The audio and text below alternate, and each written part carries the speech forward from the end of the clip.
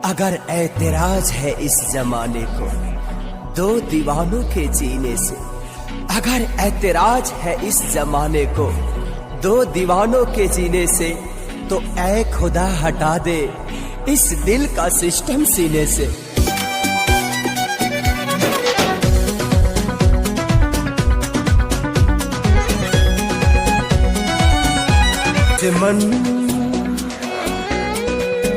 दुश्मन बनल जमाना कैसे जिगी दीवाना।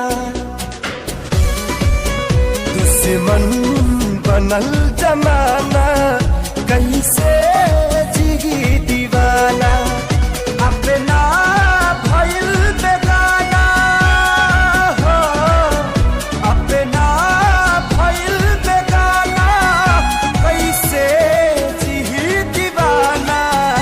दुश्मन बनल जमाना कैसे जिगी दीवाना। एहू न बेवफा झूठों सब बदनाम करे, समय के चोट पर मरहम ना कोनो काम करे।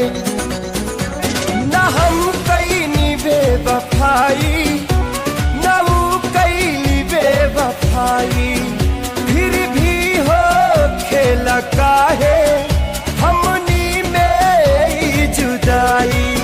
सभी लुटी गईल खजाना,